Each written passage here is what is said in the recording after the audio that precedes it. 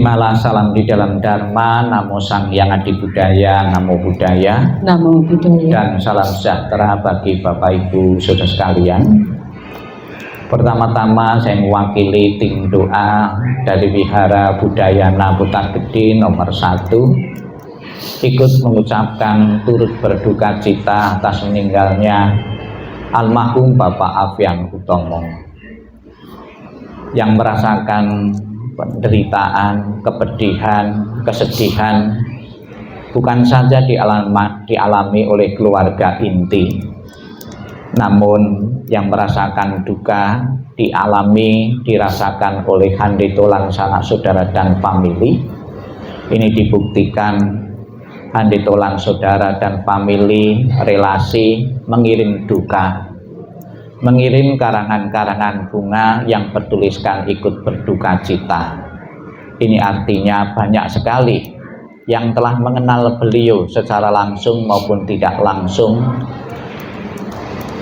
merasakan kepedihan, penderitaan, kesedihan karena meninggalnya almarhum.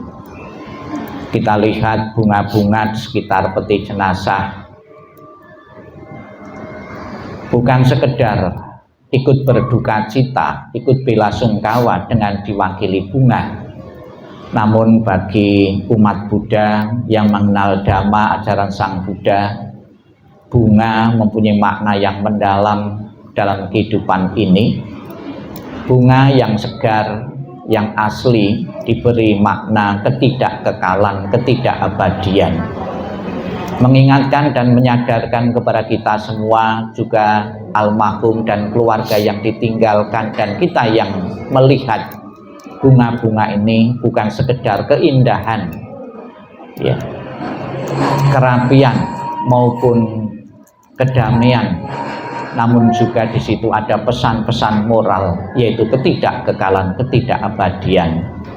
Kita amati bunga hari ini segar, besok atau besoknya sudah layu, mengingatkan kepada kita bahwa kehidupan yang dijalani almarhum dan juga kehidupan yang kita jalani adalah kehidupan yang tidak kekal.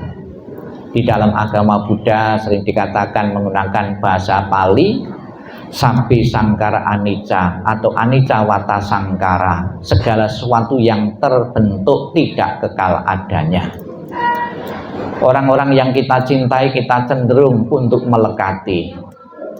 Kita mengatakan tidak boleh berpisah, tidak boleh berubah orang-orang yang kita cintai. Namun hukum alam berbeda dengan kemauan kita. Hukum alam mengikuti proses alami dan kudrati. Almarhum tanpa kecuali harus tunduk pada hukum ketidakkekalan. Beliau pernah lahir, berkembang, dan diakhiri kehidupannya dengan kematian.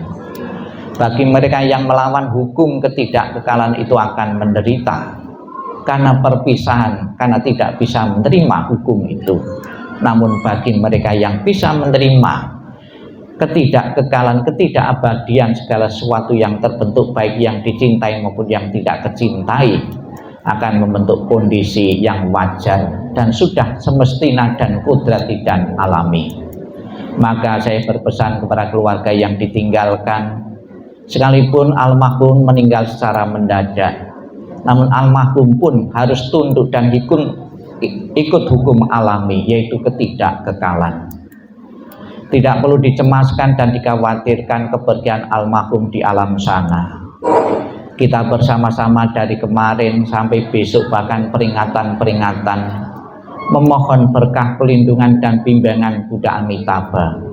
Di dalam janjinya Buddha Amitabha yang ke-18 mengatakan, barang siapa menyebut namaku, mengulang namaku dengan penuh keyakinan dan berharap untuk terlahir di alam surgaku, maka akan menjemput arwah itu dan menempatkan di alam surga sucinya, surga Sukawati.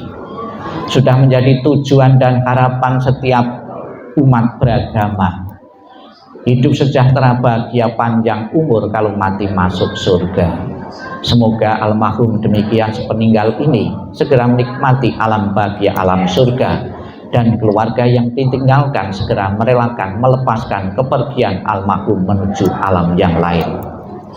Di samping kita dukung dengan doa dan mohon bimbingan Buddha Amitabha, di sebelah peti jenazah dapat kita lihat secara tradisi disiapkan rumah-rumahan.